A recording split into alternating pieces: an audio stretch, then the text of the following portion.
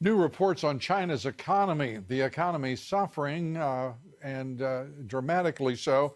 Data from the National Bureau of Statistics finds China's industrial profits fell nearly 10% in October, year on year.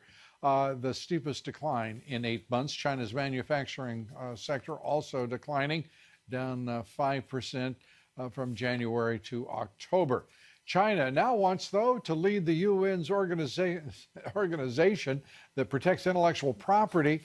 China nominating its own candidate, a Chinese national, to lead the United Nations World Intellectual Property Organization. That's right, intellectual property. Imagine that. We'll take that up with Gordon Chang, who is joining us here tonight. And Gordon, to see what China is suggesting. The World Intellectual Property Organization, they want to lead it, and they're the leading thief of intellectual property in the world. Yeah, and the Chinese National Intelligence Law of 2017 requires every Chinese national to spy if requested. And now you're going to have a Chinese national as the head of the world. Well, I wouldn't. It really makes absolutely no sense at all. You know, when you look at all of this, Lou, when Chinese nationals have headed multilateral organizations like Interpol, always a disaster occurs. This will be another disaster. Well, if indeed the election will be in March, do you really think there's a chance in the world that even the UN would be dumb enough to elect a Chinese national to lead the intellectual property organization? Yeah, I don't think that's going to occur because the United States and other countries are putting their weight behind the candidate from Singapore. But nonetheless, for China to do this shows a certain amount of boldness, which just defies anything. Well, Singapore, though, on the other hand, is also one of the major sources of counterfeit goods that are being exported into the United States. It gets complicated, folks. It gets complicated. Well, it's getting simplified. The president has signed the Hong Kong Human Rights and Democracy Act, and it is now law. He acknowledges that it complicates the U.S.-China trade discussions, but he signed it. He's standing up. This country is standing up for those pro-democracy forces in Hong Kong. And if Xi Jinping is a little upset about it, you know, that's just too bad. That's who we are. Yeah. You know, for 4 decades, elites in this country, Wall Street, multinational, chambers of commerce, academics said we could not afford to upset China. Well, President Trump, you know, is doing something that his predecessors would not do, and that is to defend America, because the same power that is encroaching on Hong Kong's autonomy is attacking our society across the board. So, as you say, this is a great day for America, and this is a great day for every free society around the world. And for this president to stand tall for American values and our fundamental values of freedom and liberty, and certainly law is critically important. I am very proud of this president, and I'm very proud of this country in doing so.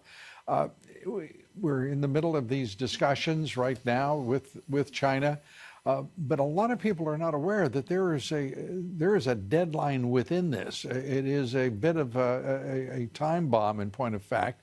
In 4 days, laws go into effect in the People's Republic of China that will expose every American company doing business there, every foreign company, in point of fact, but I'm only concerned about U.S. companies.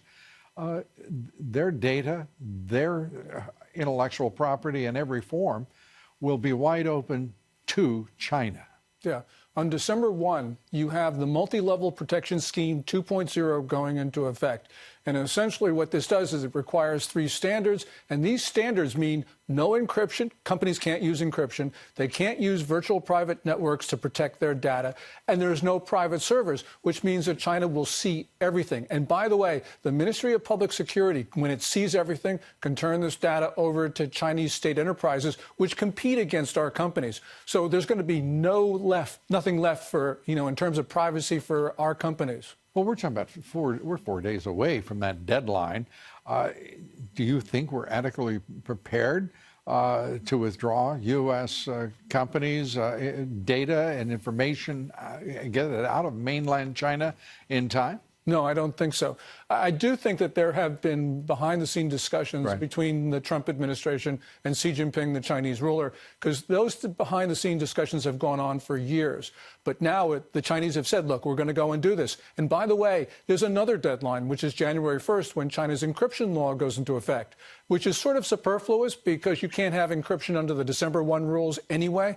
But the point is China's attacking foreign companies across the board. And we got to do something, because once China gets into those networks, it's going to have all the information of U.S. companies, not just in China, but around the world. Do you think we might even say they're also probably already inside those networks? Well, they are, but this sort of facilitates it, of course. Yeah. And this sort of gives it color of law, for crying out loud. Imagine that. These are the same people we're negotiating with to stop their $600 billion a year theft of our intellectual property. These are the same people that will be dependent upon their goodwill for enforcement, at least as it appears now. Troubling days, aren't they? Yeah, but we got a president, though, who is going to stand up for us. You know, on this Hong Kong bill, Lou, just one thing. The Chinese issued a public demand that he not sign it. President Trump justified him. I think we're going to have better relations with Beijing because they realize they can't mess with this president.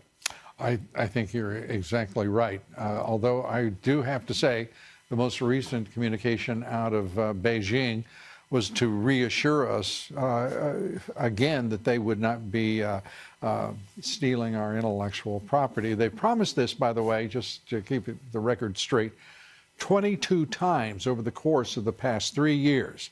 That's what their word is worth, and it's what makes, in part, this such a difficult negotiation for even this president. Gordon Chang, thanks for being here. Appreciate it. Happy Thanksgiving. Happy Thanksgiving.